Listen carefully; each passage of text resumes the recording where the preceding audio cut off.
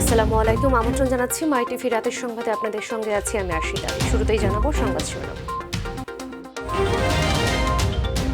করোনায় একদিনে মৃত্যুর দ্বিতীয় সর্বোচ্চ রেকর্ড 108 জন। লকডাউন ও স্বাস্থ্যবিধি না মানলে বিপর্যয় থেকে রক্ষা নেই মন্তব্য বিশেষজ্ঞদের। ঢাকার প্রবেশ পথে মানুষের ভিড়, স্বাস্থ্যবিধি মানায় উদাসীনতা। লকডাউন বাস্তবায়নে প্রশাসন তৎপর হলেও বাইরে বেরোচ্ছে কর্মজীবীরা। মাদক নিয়ন্ত্রণে ডোপ টেস্ট ছাড়া সরকারি চাকরি হবে না বললেন স্বরাষ্ট্রমন্ত্রী। সীমান্তে নেওয়া হচ্ছে কঠোর নিরাপত্তা ব্যবস্থা। এবং মোবাইল ফোনে আসা অপ্রয়োজনীয় মেসেজ হারিয়ে যাচ্ছে প্রয়োজনীয় বার্তা। ব্যক্তিগত নাম্বার হাতে নেওয়ায় উদ্বিগ্ন সাধারণ মানুষ।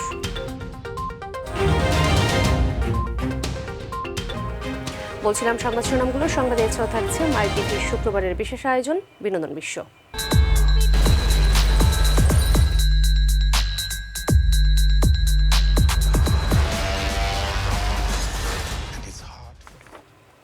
এবারে বিস্তারিত। শুরুতেই করোনা ও লকডাউন প্রসঙ্গ। করোনা ভাইরাসে আক্রান্ত হয়ে দেশে একদিনে আরও 108 জনের মৃত্যু হয়েছে। এটি একদিনে দ্বিতীয় সর্বোচ্চ মৃত্যুর রেকর্ড। এ নিয়ে করোনায় দেশে মৃত্যুর সংখ্যা বেড়ে দাঁড়ালো 13,976 জনে। বিশেষজ্ঞরা বলছেন, করোনার সংক্রমণ এখন আর ব্যক্তি পর্যায়ে নেই, ছড়িয়ে পড়েছে সামাজিকভাবে। সীমান্ত সিলগালা কঠোরভাবে লকডাউন কার্যকর ও স্বাস্থ্যবিধি মেনে না চললে এই বিপর্যয় থেকে রক্ষা নেই। বিস্তারিত আরও জানাচ্ছেন মাহবুব সৈকত। করোনার ছোবলে কাঁপছে দেশ। ক্রমেই দীর্ঘ থেকে দীর্ঘতর হচ্ছে মৃত্যুর মিছিল।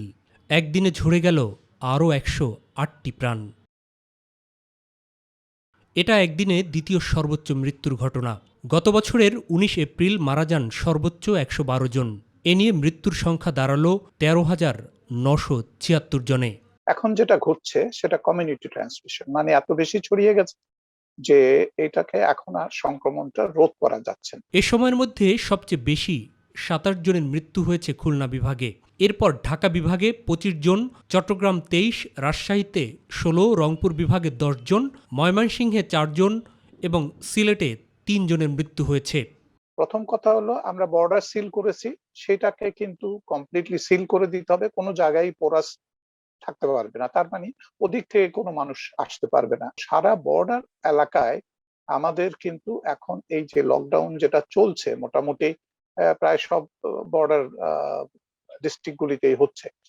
এই জায়গাটায় আমাদের সরকারের যেটা করণীয় ছিল সেটা হলো জনগণকে সম্পৃক্ত করে তাদেরকে এই লকডাউন মানতে বাধ্য করা এবং মানানো। বাড়ছে করোনা রোগী শনাক্তের হারও। 24 ঘন্টায় করোনা শনাক্ত হয়েছে আরও 5,869 জনের। পরীক্ষার বিপরীতে রোগী শনাক্তের হার দাঁড়িয়েছে 21.22%। 69 দিনের মধ্যে এটি সর্বোচ্চ শনাক্তের হার। কমিউনিটি সংক্রমণ যখন হয় তখন কন্ট্যাক্ট ট্রেসিংটা ভেরি ইম্পর্টেন্ট। তার মানে যেই সংক্রমিত হয়েছে তাকে আমাকে আইডেন্টিফাই করতে হবে যত তাড়াতাড়ি সম্ভব। এ অবস্থায় করণীয় কি তা নিয়েও কথা বলেন বিশ্ব স্বাস্থ্য সংস্থার সাবেক এই উপদেষ্টা। প্রতিটি উপজেলায় আমরা যদি অ্যান্টিজেন টেস্টটা করার ব্যবস্থা করতে পারি, কোন রকম উপসর্গ নিয়ে আসে, তাকে যদি আমরা পরীক্ষা করি এবং তাকে পরীক্ষা করে পজিটিভ পেলে তাকে আমরা আইসোলেশনে নিয়ে যাব। বাঁচতে হলে শুধু সরকারি নির্দেশনাই নয়, প্রত্যেককেই দায়িত্বসম্পন্ন হতে হবে বলে মনে করেন প্রফেসর ডাক্তার মোজাহিরুল হক। মাহবুব সৈকত, মাই টিভি, ঢাকা। ঢাকার আশেপাশের 7 জেলায় চতুর্থ দিনের মতো লকডাউন চলছে। এসব জেলা থেকে ছোট যানবাহন আসছে ঢাকার প্রবেশ মুখে। তবে দূরপাল্লার যানবাহন ঢাকায় ঢুকতে কিংবা বের হতে দেয়া হচ্ছে না। ছুটির দিনেও পায়ে হেঁটেই ঢাকায় প্রবেশ করেন অনেকেই। তবে স্বাস্থ্যবিধি মানার ক্ষেত্রে দেখা গেছে আগের মতোই উদাসীনতা। এসএম আরিফের রিপোর্ট। ঢাকায় করোনা সংক্রমণের তীব্রতা ছড়ানো নিয়ন্ত্রণে রাজধানীর প্রবেশ মুখগুলোতে কঠোর অবস্থানে আইন শৃঙ্খলা বাহিনী। ঢুকতে বা বেরুতে দেওয়া হচ্ছে না কোনো গণপরিবহন। তারপরেও মানুষের ঢাকায় আসা যাওয়া ঠেকানো যাচ্ছে না। প্রবেশদ্বার পার হলেই মিলছে বাস, মাইক্রোবাস সহ বিভিন্ন যানবাহন। অনায়াসেই ভেঙে ভেঙে কিংবা সরাসরি গন্তব্যে পৌঁছতে পারছেন যাত্রীরা। আমাদেরকে পর্বতে নামিয়ে দিছে, পর্বত থেকে আবার হেঁটে এসে এপার থেকে আমরা গাড়িতে উঠতেছি। হ্যাঁ, ঢাকা থেকে মোটরসাইকেল দিয়ে যাচ্ছি 150 টাকা দিয়ে গাবতলী পর্যন্ত। এপার থেকে তো মনে হচ্ছে যাওয়া যাবো আর কি, যেহেতু এপার আইছি। বন্ধ জেলায় চলতেছে, জেলার বাইরে চলতেছে না। কত লোক দেন, মানুষের ঢল লেগে গেছে যাওয়ার জন্য। মানুষের সরকার কেন বাধা দিতে পারতেছে কারো? একই অবস্থা ঢাকা প্রবেশের ক্ষেত্রেও, যে কোনো উপায়ে মানুষ ঢুকছেন রাজধানীতে। আমিনবাজার পর্যন্ত আসে, আমিনবাজার থেকে রিক্সা আসলাম ব্রিজের গোড়া থেকে হাইটা যেতেছি। যে টাকার জন্য গরিব মানুষ তো ইনকাম করে খাইতে হবে না, বাড়িতে কি করে খাবো লকডাউনে? জনগণের জন্যই কষ্ট, কিন্তু গাড়ি তো ঠিকই চলতেছে। ঢাকায় আসা যাওয়ায় যে পদ্ধতি ব্যবহার করছেন সাধারণ মানুষ, তাতে স্বাস্থ্যবিধির কোনো বালাই নেই। 5 জন করে নিতে চাইতেছে এক এক মানে সিরিয়ালে। গাড়িওয়ালার টাকাও বেশি নাই, লোকও চাপড়ে এলো, আমরা কি করবো? দেখেন মাস্ক নাই, আবার কেউ কাছে আছে, কেউ হ্যান্ড স্যানিটাইজার নাই, গাড়িতে যে জীবনাশক ব্যবহার করতে ওগুলো গাড়িতে নাই। আমরা 2 সিটে 2 জন বসতে বাধ্য হয়েছি। আমরা মাস্টার ডিগ্রি পাস করে একজন হেল্পার ড্রাইভার কাছে আমরা জিম্মি যাত্রী যেমন উল্টো করে উঠে জায়গা না করলে শোনে না অনেক সময়। এমন পরিস্থিতি চলতে থাকলে রাজধানী ঢাকায় করোনা সংক্রমণ নিয়ন্ত্রণে রাখা নিয়ে উদ্বিগ্ন সচেতন মহল। এস.এম. আরিফ, মাই টিভি, ঢাকা। দেশের বিভিন্ন জেলায় লকডাউন দিয়েও ঠেকানো যাচ্ছে না করোনা সংক্রমণের ঊর্ধ্বগতি, সেই সঙ্গে বেড়েছে মৃত্যু। লকডাউন বাস্তবায়নে প্রশাসন চেষ্টা চালালেও ঠুনকো অজুহাতে ঘরের বাইরে বেরোচ্ছে কর্মজীবী সহ সর্বস্তরের মানুষ। প্রতিনিধিদের তথ্যচিত্রে শামস তাবরিজ উচ্ছ্বাসের রিপোর্ট। ঢাকাকে বিচ্ছিন্ন রাখতে সরকার ঘোষিত লকডাউনের চতুর্থ দিনে গাজীপুরের ঢাকা ময়মনসিংহ মহাসড়কের চন্দরা চৌরাস্তা ও ঢাকা টাঙ্গাইলের মহাসড়কের চান্দনা এলাকায় বাস ছাড়া সব ধরনের যান চলাচল করে। জেলার বিভিন্ন সরকারি অফিসও খোলা রয়েছে, তবে হাটবাজারে মানা হচ্ছে না কোনো প্রকার স্বাস্থ্যবিধি। কুষ্টিয়ায় 7 দিনের লকডাউনের পঞ্চম দিনে মাঠে আইনশৃঙ্খলা বাহিনী ও প্রশাসন তৎপর থাকলেও ঘরের বাইরে বেরোচ্ছেন সর্বস্তরের মানুষ। ঠুনকো অজুহাত দেখাচ্ছেন তারা, স্বাস্থ্যবিধিও সবাই ঠিক মতো মানছে না। আশঙ্কাজনক হারে করোনার সংক্রমণ বেড়ে যাওয়ায় চট্টগ্রামের ফটিকছড়ি উপজেলায় দ্বিতীয় দিনের মতো সর্বাত্মক লকডাউন চলছে। সাতক্ষীরায় করোনার সংক্রমণ নিয়ন্ত্রণে আনতে চলমান লকডাউনের মেয়াদ চতুর্থ দফায় আরও 1 সপ্তাহ বাড়ানো হয়েছে। কঠোর বিধিনিষেধ চলবে 1 জুলাই পর্যন্ত। করোনা প্রতিরোধে ও লকডাউন বাস্তবায়নে ফরিদপুরের ভাঙা পৌর এলাকায় পরিবহন ও জনস্রোত ঠেকাতে বাজার ও বিভিন্ন প্রবেশমুখ বন্ধ করে দেওয়া হয়েছে। করোনা সংক্রমণ ঠেকাতে ভোর থেকে 7 দিনের জন্য ময়মনসিংহে মহানগরীর 11টি এলাকায় চলমান বিধিনিষেধ আরোপ করেছে জেলা প্রশাসক। আন্তজেলা বাস স্ট্যান্ড থেকে কোনো প্রকার বাস ছেড়ে যায়নি। আইনশৃঙ্খলা বাহিনী নগরীর বিভিন্ন স্থানে কড়া নজরদারি করছে। ভ্রাম্যমাণ আদালতের ম্যাজিস্ট্রেট স্বাস্থ্যবিধি প্রতিপালনে কঠোর অবস্থানে রয়েছে। টাঙ্গাইল, এলেঙ্গা ও কালিহাতী পৌর এলাকায় চলছে কঠোর বিধিনিষেধ। ভোর 6টা থেকে কালিহাতী পৌর এলাকায় 1 সপ্তাহের লকডাউন বিধিনিষেধ জারি করেছে জেলা প্রশাসক। এদিকে টাঙ্গাইল ও এলেঙ্গা পৌর এলাকায় 1 সপ্তাহের কঠোর বিধিনিষেধের চতুর্থ দিনে প্রশাসন ও আইনশৃঙ্খলা বাহিনীর নজরদারিতে মার্কেট ও বিপণী বিতান বন্ধ রয়েছে। নাটোরের 8টি পৌরসভায় 23 জুন থেকে 29 জুন পর্যন্ত সর্বাত্মক লকডাউন চলছে। জেলার পৌর এলাকায় কৃষিপণ্য, নিত্যপণ্যের দোকান ছাড়া সব ধরনের ব্যবসা প্রতিষ্ঠান ও যান চলাচল বন্ধ রয়েছে। দিনাজপুরের ফুলবাড়ীতে 10 দিনের লকডাউন শুরু হয়েছে। গতকাল উপজেলা করোনা প্রতিরোধ কমিটির সভাপতি উপজেলা নির্বাহী কর্মকর্তা রিয়াজ উদ্দিন এই লকডাউন ঘোষণা করেন। মেহেরপুরে সংক্রমণ বৃদ্ধি পাওয়ায় 2 সপ্তাহের কঠোর বিধিনিষেধ আরোপ করেছে জেলা প্রশাসন। বৃহস্পতিবার থেকে শুরু হওয়া নির্দেশনা বাস্তবায়নে প্রশাসন, পুলিশের পাশাপাশি গাংনী পৌরসভার স্বেচ্ছাসেবকরা কাজ করছেন। শামস তাবরিজ উচ্ছ্বাস, মাই টিভি, নিউজ ডেস্ক। এবারে অন্যান্য প্রসঙ্গ। মাদক নিয়ন্ত্রণের ডোপ টেস্ট ছাড়া সরকারি চাকুরি দেওয়া হবে না বলে জানিয়েছেন স্বরাষ্ট্রমন্ত্রী আসাদুজ্জামান খান কামাল। সকালে ডিআরইউ মিলনায়তনে মাদকদ্রব্যের অপব্যবহার ও অবৈধ পাচার বিরোধী আন্তর্জাতিক দিবস উপলক্ষে এক ভার্চুয়াল বক্তব্যে তিনি এসব কথা বলেন। তিনি জানান, মাদকের সাথে জড়িতদের শাস্তির সর্বোচ্চ বিধান রেখে আইন করা হয়েছে। এছাড়া মাদক নিয়ন্ত্রণে জনপ্রতিনিধিদের উদ্যোগ নেওয়ার পাশাপাশি সীমান্তে কঠোর নিরাপত্তার ব্যবস্থা নেওয়া হয়েছে বলেও জানান স্বরাষ্ট্রমন্ত্রী। প্রধানমন্ত্রী অনুমোদন দিয়ে দিয়েছেন যাতে করে সরকারি চাকরি পেতে হলে রোগ টেস্টের আওতায় তাকে আসতে হবে। রোগ টেস্টে সে যদি পজিটিভ হয় সে সরকারি চাকরি পাবেন না। ঢাকা মহানগর ও নারায়ণগঞ্জের বিভিন্ন এলাকা থেকে ২০ কোটি টাকার জাল স্ট্যাম্প সহ ৪ জনকে গ্রেফতার করেছে ডিবির সাইবার ক্রাইম বিভাগ। গ্রেফতারকৃতদের কাছ থেকে ৩ কোটি ৭ লাখ টাকা, বিপুল পরিমাণ স্বর্ণ অলংকার ও ৮টি মোবাইল ফোন সহ জাল স্ট্যাম্প তৈরির সরঞ্জাম উদ্ধার করা হয়। সকালে ডিএমপির মিডিয়া সেন্টারে এসব তথ্য জানান ডিবির অতিরিক্ত কমিশনার AKM হাফিজ আক্তার। এই চক্রটি 2017 সাল থেকে 19 সাল পর্যন্ত কম্পিউটার এবং কালার প্রিন্টার ব্যবহার করে সীমিত পরিসরে উক্ত ব্যবসাটি চালিয়ে আসছিল। পরবর্তীতে 2019 সালে তারা মাতুয়াইলের একটি গোপন ছাপাখানা বসিয়ে বৃহৎ পরিসরে উক্ত জালিয়াতি ব্যবসাটি শুরু করে। বেশিরভাগ মুঠোফোন ব্যবহারকারীদের মেসেজ ফোল্ডার বোঝাই অপ্রয়োজনীয় অনাকাঙ্ক্ষিত মেসেজে, যাদের ভিড়ে হারিয়ে যাচ্ছে প্রয়োজনীয় বার্তাগুলো। নির্দিষ্ট কিছু অপারেটরের মাস্কিং নাম্বার থেকে এসব মেসেজ আসলেও ইদানিংকালে দেখা যাচ্ছে ব্যক্তিগত নাম্বার থেকেও অহরহ আসছে এমন মেসেজ, যেগুলো বন্ধ করার কোনো উপায় সাধারণ ব্যবহারকারীদের জানা নেই। এমনকি কিভাবে তাদের কাছে এই নম্বরগুলো পৌঁছে যাচ্ছে তা নিয়েও উঠছে প্রশ্ন। মুবালিক করিমের দ্বিতীয় পর্বের বিশেষ প্রতিবেদনের আজ দেখুন প্রথম পর্ব। মোবাইল অপারেটরগুলোর পাশাপাশি বিভিন্ন প্রতিষ্ঠান প্রতিনিয়ত গ্রাহকদের বিভিন্ন অফার বা মার্কেটিংয়ের মেসেজ পাঠিয়ে থাকে। এগুলোকে বলা হয় প্রমোশনাল মেসেজ। কিন্তু গ্রাহকরা বলছেন এসব মেসেজের অধিকাংশই তাদের জন্য গুরুত্বপূর্ণ নয়। ফলে এমন মেসেজের ভিড়ে প্রয়োজনীয় মেসেজগুলোই আড়াল হয়ে যায়। অফিসের কোনো রিপ্লাই দিয়েছে, তো হুট করে মেসেজ চলে আসলে আমরা হয়তো ভাবি যে হয়তো বা কোনো ইম্পর্টেন্ট মেসেজ। এগুলোই SMS দিয়ে আসলে ফোনে ইনবক্স ভর্তি হয়ে থাকে। দিন দিন এমন মেসেজে বিরক্তি বেড়েই চলেছে গ্রাহকদের। হাজারো ব্যস্ততার মাঝে প্রয়োজনীয় মেসেজ মনে করে পড়তে গেলে তা অপ্রয়োজনীয় বোঝার পর সৃষ্টি হচ্ছে ক্ষোভেরও।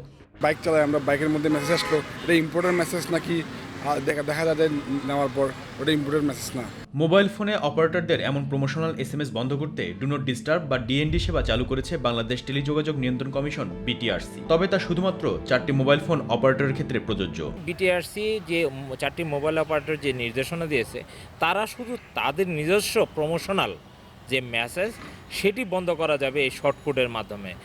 এর বাইরে যে 182টি ভ্যালুয়েটেড সার্ভিস প্রোভাইডারদের যে আপনার মেসেজ বা তাদের যে অফার, এগুলি বন্ধ হবে না। কিন্তু সমস্যা হচ্ছে বিভিন্ন মাস্কিং নাম্বার বা ব্যক্তিগত নাম্বার থেকে বাল্ক SMS আসা বন্ধ করার কোনো সুবিধা DND সেবা যুক্ত নেই। প্রত্যেকটা অপারেটর কিছু কোড নাম্বার দেওয়া আছে, কোন কোডে কি বলতে হবে। সমস্যা হচ্ছে আমাদের গ্রাহকরা অনেক ক্ষেত্রে জানে না যে এই সার্ভিসটা নিতে গেলে আমাকে বন্ধ করতে গেলে কিভাবে কোডটা ইউজ করতে হয়। ফলে যতক্ষণ পর্যন্ত সে বন্ধ না করছে ততক্ষণ তার কিন্তু এই সার্ভিসটা বহাল আছে বলে গণ্য। মাস্কিং SMS বলতে বোঝানো হয় যেখানে প্রেরকের নাম্বারের পরিবর্তে প্রতিষ্ঠানের নাম থাকে।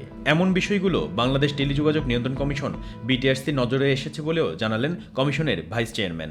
মোবাইল অপারেটর বাদেও কিন্তু SMS যাচ্ছে পাবলিকের কাছে, সেটা কিভাবে যাচ্ছে এগুলো কিন্তু মোবাইল অপারেটররা ওইভাবে কন্ট্রোল করে না। মাস্কিং SMS-গুলো এগুলো কিন্তু টোটাল SMS কন্টেন্টটা না পড়া পর্যন্ত বুঝতে পারছেন না যে কে পাঠালো, ফলে তাকে পড়তে হচ্ছে। এটা একটা সমস্যা, এগুলো আমাদের নজরে আসছে। মুবাল্লিক করিম, মাই টিভি, ঢাকা। ঘূর্ণিঝড় সহ প্রাকৃতিক দুর্যোগে পানির উচ্চতা বেড়ে প্রবল ঢেউ আছড়ে পড়ায় হুমকির মুখে পড়েছে বিশ্বের সবচেয়ে বড় কক্সবাজার টেকনাফ মেরিন ড্রাইভ। সড়কটির অন্তত 15টি স্থানে দেখা দিয়েছে ভাঙন। স্থানীয়রা বলছেন এখনই ভাঙন রোধের ব্যবস্থা নেওয়া না হলে এ বর্ষায় বড় ধরনের হুমকিতে পড়বে সড়কটি। প্রতিনিধি M সাইফুল ইসলামের রিপোর্ট, জানাচ্ছেন নূর মোহাম্মদ। পৃথিবীর দীর্ঘতম প্রাকৃতিক সমুদ্র সৈকত কক্সবাজারে বঙ্গোপসাগরের কূল ঘেঁষে তৈরি করা হয় বিশ্বের সবচেয়ে বড় মেরিন ড্রাইভ, যা এই অঞ্চলের যোগাযোগ ব্যবস্থায় আনে বৈপ্লবিক পরিবর্তন। পর্যটকরাও সহজেই যেতে পারছেন এক স্থান থেকে অন্য স্থানে। 80 কিলোমিটার দীর্ঘ গুরুত্বপূর্ণ এই সড়কটির কক্সবাজার থেকে টেকনাফ পর্যন্ত অন্তত 15টি স্থানে দেখা দিয়েছে ভাঙন। বিভিন্ন সময় ঘূর্ণিঝড়ের পাশাপাশি পানির উচ্চতা বেড়ে সাগরের অব্যাহত প্রবল ঢেউ আছড়ে পড়ায় সড়কটি এখন হুমকির মুখে। রোড হয়ে আমাদের খুব উন্নতি হয়েছিল, রোডটা হয়তো একসময় বিলীন হয়ে যাবে, সেক্ষেত্রে পর্যটকরা এখানে আসতে পারবে না। ইনানি, হিমসরি, তারপর আমাদের এই কক্সবাজার জোয়ারের পানিতে ভেঙে যাচ্ছে। মেরিন ড্রাইভটি ভেঙে গেলে লোকালয়ে সাগরের লবণাক্ত পানি প্রবেশের আশঙ্কা স্থানীয়দের। আমরা সমুদ্র পাড়ের সন্তান, আমরা সমুদ্রের চরিত্র বুঝি, জানি। সেই অভিজ্ঞতার আলোকে বলছি, ছিঁড়েই মেরিন ড্রাইভ ভেঙে সাগরের পানি লোকালয়ে যাওয়ার সম্ভাবনা বেশি। আগামী বর্ষা মৌসুমে প্রবল জোয়ার এবং পাহাড়ি ঢলে হয়তো আরও ব্যাপক ক্ষতির সম্ভাবনা রয়েছে। এদিকে ইনানিতে সাগরের বুকে তৈরি করা হচ্ছে জেটি। এ কারণে ঢেউয়ের স্বাভাবিক প্রবাহ বাধাগ্রস্ত হয়ে ভাঙন বাড়ছে বলে মনে করেন অনেকে। সাগরের প্রবল প্রমত্তা, সাগরের স্বাভাবিক প্রবাহটাকে যখনই বাধাগ্রস্ত করা হবে তখনই এই ধরনের অনেক স্থাপনা ভেঙে যাবে। যথেষ্ট নার্সিংয়ের অভাবে আজকে সমুদ্র উপকূল ভেঙে মেরিন ড্রাইভটি ভেঙে যাচ্ছে, পাহাড়গুলো ভাঙনের সম্মুখীন হবে। পানি উন্নয়ন বোর্ড বলছে সড়কটির সংস্কারে প্রয়োজনে সহায়তা করা হবে। আর্মি ইঞ্জিনিয়ারিং ওনারাই দেখছেন আর কি এটার প্রতিরক্ষার বিষয়, মেইনটেনেন্সের বিষয়গুলো। তারা যদি আমাদেরকে জানায় যে হ্যাঁ আমাদের টেকনোলজিক্যাল সাপোর্ট প্রোভাইড করব। মেরিন ড্রাইভটি দ্রুতই সংস্কারে কার্যকর পদক্ষেপের দাবি স্থানীয়দের। নূর মোহাম্মদ, মাই টিভি নিউজ ডেস্ক। রাজধানী বাজারে বিরতিহীনভাবে বেড়েই চলেছে চালের দাম। প্রতি কেজিতে বেড়েছে 2 থেকে 3 টাকা। মিল মালিকরা বেশি দামে ধান কিনে গুদামজাত করায় প্রতি সপ্তাহে চালের দাম বাড়ছে বলে ধারণা বিক্রেতাদের। কমেছে পাম অয়েল ও খোলা তেলের দাম, এছাড়া শাকসবজির দামও চড়া। SM খোরশেদ আলমের রিপোর্ট। রাজধানীর কারওয়ান বাজার তেমন ক্রেতা নেই বাজারে। অন্যান্য নিত্য পণ্যের দাম আগের মতো থাকলেও বিরতিহীনভাবে বেড়েই চলেছে চালের দাম। চালের মৌসুমে দাম বাড়ায় হতাশ বিক্রয় কর্মীরা। চাল এখন প্রতি কেজি 5 টাকা করে বাড়তিতে আমরা কিনে খাচ্ছি। মধ্যস্বত্বভোগীরা সম্ভবত এটা দামটা বাড়াইতেছে। তারা বলছেন বিভিন্ন অজুহাতে মিল মালিকরা চালের দাম বাড়াচ্ছেন। নতুন করে বেড়েছে, গত সপ্তাহে এই সপ্তাহে আরো 100 টাকা বস্তা বেড়েছে। মিল মালিকেরা বলতেছে ধানের দাম বেশি, আবার বলে সরকারে চাউল কিনতেছে, বিভিন্ন অজুহাত দেখা। আরো দাম বেড়েছে ইন্ডিয়ান টমেটো ও শসার দাম। শসা বর্তমানে 80 টাকার নিচে বেচা যায় না, কারণ 70-65 টাকা পাইকারি। এছাড়া আপনার বটবড়ি আছে 50 টাকা কেজি, পটল আছে 40 টাকা কেজি, চিচিঙ্গা 50-40। মালের দাম তেমন বাড়া নাই, কিছু শসার দাম বেশি বাড়ছে, মরিচ টরিচ এগুলোর দাম কম। আর আগের বর্ধিত মূল্যে বিক্রি হচ্ছে প্যাকেটজাত তেল, চিনি, ডাল সহ অন্যান্য নিত্য পণ্য। সবকিছু গত 15 দিন আগে যা ছিল ঈদের পর এখনো তাই আছে। দারচিনিটা প্রতি কার্টনে 300 টাকা বাড়ছে। রূপচাঁদা তেল, রয়্যাল শেফ সব কোম্পানির দাম বাড়ছে। 5 লিটারে আপনার 8 থেকে 9 টাকা। কমেছে পাম অয়েল ও খোলা তেলের দাম। সোয়াবিনের দামও কিছুটা কমছে আর পামের দামও কিছুটা কমছে। আগের থেকে পার কেজিতে 8 টাকা করে কমছে। সয়াবিন তেল আমরা আপনার লিটার বিক্রি করতাম আগে 123 টাকা, আর বর্তমানে বিক্রি করতেছি 118 টাকা, 5 টাকা কম। কিছুটা বেড়েছে শাকসবজি সহ গরম মশলার দাম, যদিও বিক্রেতারা বলছেন দাম কমেছে। SM খোরশেদ আলম, মাই টিভি, ঢাকা। এবারে আমাদের কৃষি।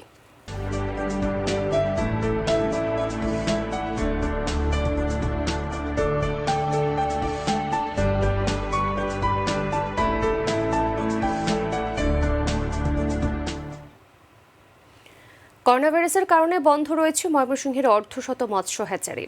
রেণু পোনা ও মাছ উৎপাদনে বিপর্যয় দেখা দিয়েছে মৎস্য চাষিদের মধ্যে। গণপরিবহন ও ট্রেন চলাচল স্বাভাবিক না হওয়ায় জেলার বাইরে সরবরাহ করতে পারছে না পোনা ও উৎপাদিত উদ্বৃত্ত মাছ। এই পরিস্থিতিতে কয়েকশো কোটি টাকা ক্ষতির মুখে পড়েছেন মৎস্য চাষি ও খামারিরা। প্রতিনিধি সাইফুল ইসলামের রিপোর্ট, জানাচ্ছেন শামস জাবিজ উচ্ছ্বাস। ময়মনসিংহে করোনার কারণে হ্যাচারিতে দিন দিন কমছে রেণু আর মাছের উৎপাদন। দেশের মোট চাহিদার একটি বড় অংশই সরবরাহ করা হয় ময়মনসিংহ থেকে, কিন্তু করোনা পরিস্থিতিতে এই খাত পড়েছে হুমকির মুখে। খামারিরা বলছেন অনেকেই এখন পুঁজি হারানোর দশা। 5 কোটি তেলাপিয়া উৎপাদন করতাম, এখন করোনা কারণে এই বিগত 2 বছর এর অর্ধেকের নিচে নেমে আসছে। আমরা মাসের পর মাস মাছেরকে খাবার দিয়ে যাচ্ছি, কিন্তু বিক্রি হচ্ছে না। আমরা পুঁজি হারাই ফেলছি, এটা নাই বললেই চলে। বেকার হয়ে পড়েছেন এই খাতের হাজারো শ্রমিক ও ক্ষুদ্র ব্যবসায়ী। পোনা বিক্রি করতে পারি না, আমাদেরও কাজ কমে গেছে। আমার মতো কয়েকশো লোক দোলা থেকে বিভিন্ন জায়গায় মাছ নেওয়া যাইতো। ট্রেন বাস চলা বন্ধ হওয়ার কারণে আমরা কোনো জায়গায় মাছ নিয়ে যাইতে পারতেছি না। 6টা মাছ খাওয়া, ছোট ভাইরা একটা লেখাপড়া করাই, খুবই সমস্যা। সংশ্লিষ্টরা বলছেন মাছের চাহিদা কমে যাওয়ায় ক্ষতির মুখে পড়েছেন হ্যাচারি খাত। ব্যবসা বাণিজ্য বন্ধ, সকলে গ্রামে চলে গেছে, মাছ বিদায় খাওয়া খুব কম হয়। অনেক কোটি কোটি টাকার মাছ বিক্রি বন্ধ হয়ে গেছে, বিদায় আমাদের হ্যাচিং ব্যবসাটাও নষ্ট হওয়ার পথে। আর ক্ষতিগ্রস্ত চাষিদের প্রণোদনার আওতায় আনার কথা জানালেন জেলা মৎস্য কর্মকর্তা। প্রায় 335 কোটি টাকার মতো ক্ষতি হয়েছে, সেটার তালিকা আমরা ইতিমধ্যে সরকারের নিকট উপস্থাপন করেছি। যদি সরকারি তরফ থেকে কোনো প্রণোদনা বা কোনো সাহায্য আসে তাহলে আমরা উপজেলা ওয়ারি সেটা বন্টন করতে পারবো। ময়মনসিংহে 1,12,000 মৎস্য চাষী রয়েছে, হ্যাচারি রয়েছে 317টি। শামস তাবরিজ উচ্ছ্বাস, মাই টিভি নিউজ ডেস্ক। এর সঙ্গে শেষ করছি সংবাদ, তবে যাবার আগে সংবাদ শিরোনামগুলো জানিয়ে দিচ্ছি আরও একবার। করোনায় একদিনে মৃত্যুর দ্বিতীয় সর্বোচ্চ রেকর্ড 108 জন। লকডাউন ও স্বাস্থ্যবিধি না মানলে বিপর্যয় থেকে রক্ষা নেই, মন্তব্য বিশেষজ্ঞদের। ঢাকার প্রবেশ পথে মানুষের ভিড়, স্বাস্থ্যবিধি মানায় উদাসীনতা। লকডাউন বাস্তবায়নে প্রশাসন তৎপর হলেও বাইরে বেরোচ্ছে কর্মজীবীরা। মাদক নিয়ন্ত্রণের ডোপ টেস্ট ছাড়া সরকারি চাকুরি হবে না বললেন স্বরাষ্ট্রমন্ত্রী। সীমান্তে নেওয়া হচ্ছে কঠোর নিরাপত্তা ব্যবস্থা। মোবাইল ফোনে আসা অপ্রয়োজনীয় মেসেজে হারিয়ে যাচ্ছে প্রয়োজনীয় বার্তা। ব্যক্তিগত নাম্বার হাতিয়ে নেওয়ায় উদ্বিগ্ন সাধারণ মানুষ।